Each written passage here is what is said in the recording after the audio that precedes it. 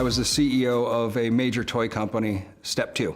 And we went through the process actually on the sales side of selling the business. And it was an incredible exercise, process, and really what I learned throughout that was a couple things. One is, it's critical to be as transparent as possible with the organization that you're basically helping sell. And that is because trust starts from the very minute you engage and decide to go through a sale process.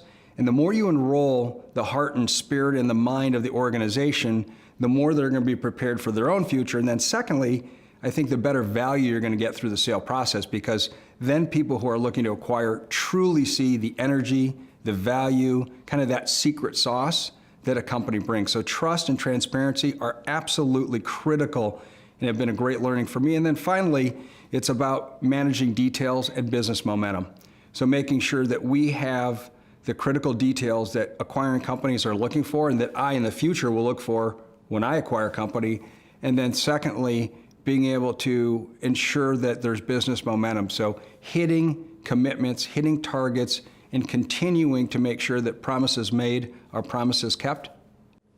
Well, in terms of continuing to stay alert and aware of M&A or acquisition targets, I think it's a CEO's job. And the reason why is not just because of the financial implications or the capability implications, but the reality is the world is changing at such an incredibly fast pace that if we don't start leveraging M&A exercises or looking at different companies, we're not going to raise our enterprise IQ. And you need to be smarter, and it's like a doctor or a physician. There's a requirement that they continue to learn. I think there should be the same requirement for CEOs, that we're raising our IQ and intellectual quotient related to what's going on around us in the categories we compete, we don't compete, and new and emerging trends. And that way, I think a great way to do that, is through really looking at M&A targets, books, and potential businesses that are for sale. The importance of managing and having details at your fingertips at the negotiating table is absolutely critical. One of the things going through the sale process at step 2 that we did was extensive amount of dry runs and role play. And the reason why is because we wanted to make sure when we had tough questions and we were pressure tested, that we had both transparency so we could build trust, but also the right level of detail to satisfy those tough questions.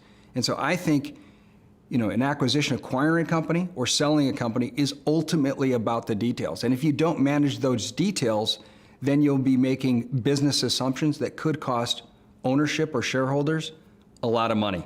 And I think it's our responsibility to make sure we're getting into that level of detail, or we have people who are helping us get into that level of detail so that we make the best possible decisions along the entire process. If you're selling a company first and foremost, make sure you understand who the key influencers are in the organization and that you have early and often conversations, whether they're involved in the sale process or not, about what's going on. Because if you lose those key individuals, those key influencers, those key folks that have a huge business impact, then that business that you're selling may not be as valuable in the future as it is today. So one is, you really have to make sure you're working with those key influencers. I think on the buy side, it's making sure that you're identifying who those future key influencers are, and don't have a bias that just because you're acquiring a company, that your business intellect is greater than the company you're acquiring. As a matter of fact, do the opposite. Assume that you can learn from the company that you're acquiring and go in there with a level of humility so that you truly can learn and that you truly can maximize the value of that acquisition.